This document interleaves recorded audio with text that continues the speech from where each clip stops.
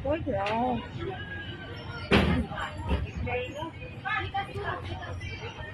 Dito na kami sa aming cabin. There. Madilim dito.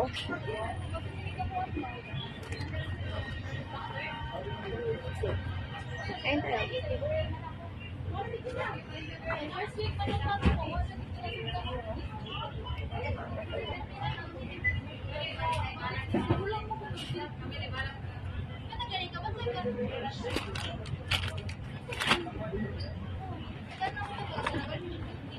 Chicken.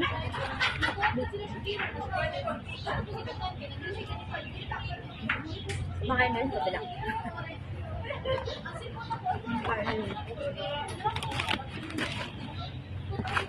Sabi ko pupunta ka kami sa kantin para doon kumain. Kaso yung kasama ko, pinalito ko na lang sa so mukbang sa biyahe.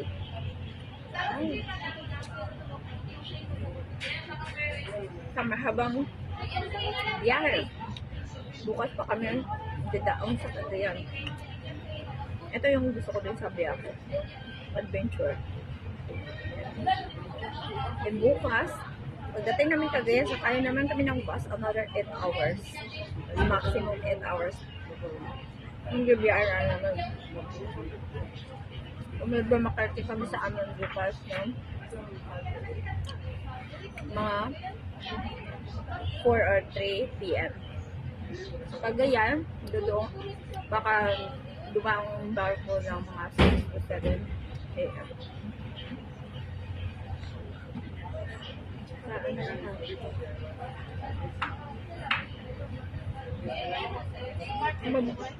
Marami kaming pagkain. Mabuti talaga, nag-order na kami ng pagkain. Salamat talaga sa nagbigay ng order na aming pagkain.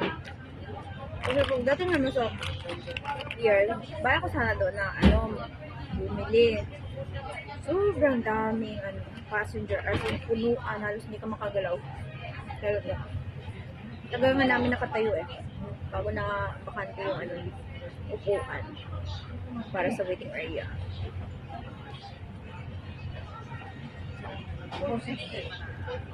Nasabot ang Kainin mo na yung ay puro balat lang kinakain mo, Bob. Asan si Arma? Alo. Kantin niya. Malapit lang pala kantin, oh. Bukas na magkapit sa mga ako.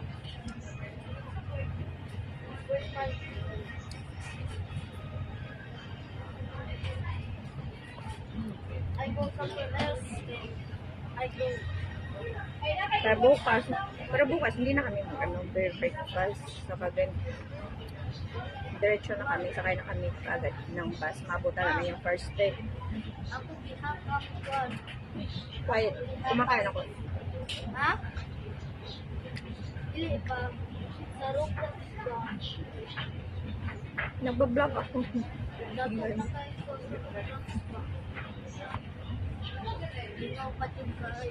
Then, after nito, punta ako ng restaurant. Yung Hilamos. Nagsi-skincare. At natutulog. Para makapanood tayo maaga. At bukas, another 5 good na.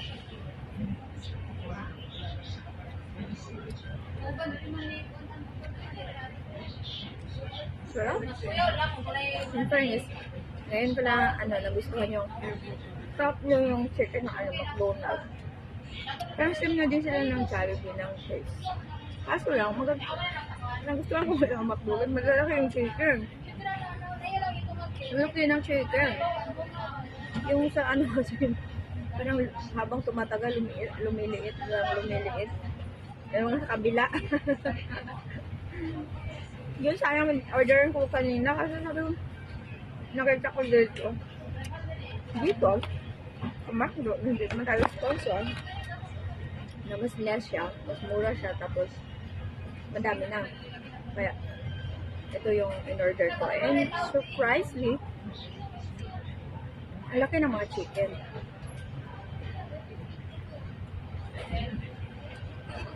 Din, masarap din yung lasa niya. Hindi ko lang gusto yung french fries nila.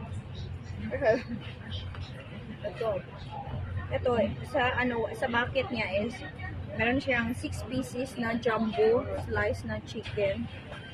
Ganon. And then, ganito pa, daming french fries. Nakainan na to. Kalahati na nga lang to. Ganito sa kadami ng french fries.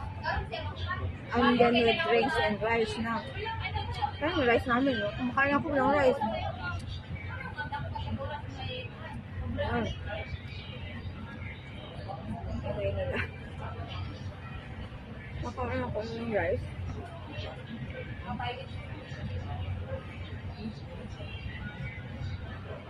It's only 615. Tapos sa kabila is medyo, pag 6 pieces is nasa ano na siya. Tapos rice lang yung kasama and drinks. So dito na ako. Surprise, yung laki ng chicken nila, ha? Good job, ha? Parang order ako. Parang magpapalit na ako. Kasi yung sa kabila, parang habang tumataba, lalong lumiliit.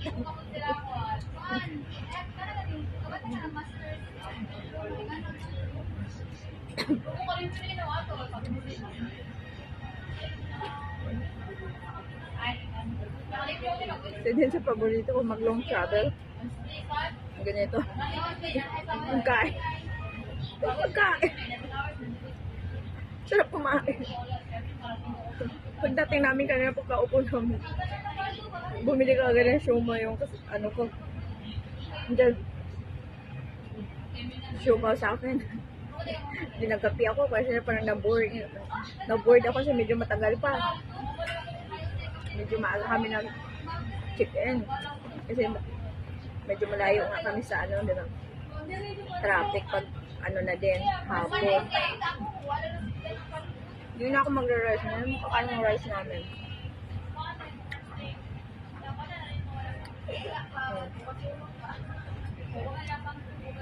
Pero after nito, kapag ikot na naman ako, tapos na ako kuha ng video, ng vlog.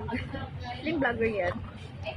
Pero sulitin ko na mag-vlog kasi minsan naman ako uuwi sa province. Yeah. Wala pa kani ko kaano? Dami pa.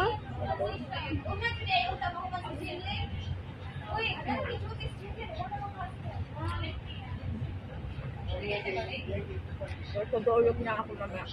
Tutulog kami maaga.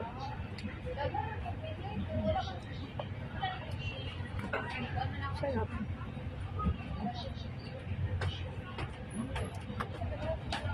Then may ano ba? Hanggang bukas pa to. Pwede pa ito. Kung breakfast namin.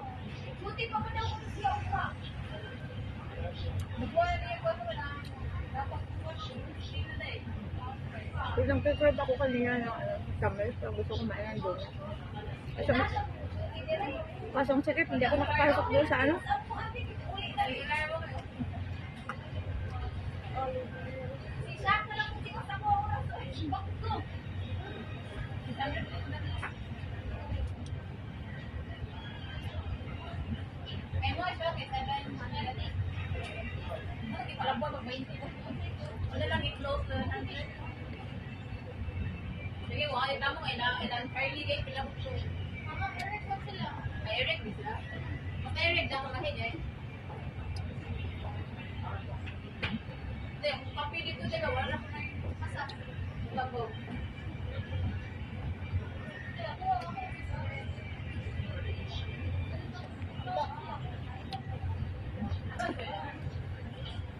Tambayanan yata dito ng mga stewards.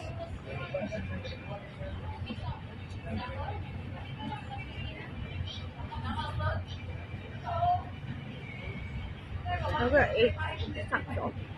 Kasi ano pa niya. Magsi-7 pa. So, pagka 8. Alis na to.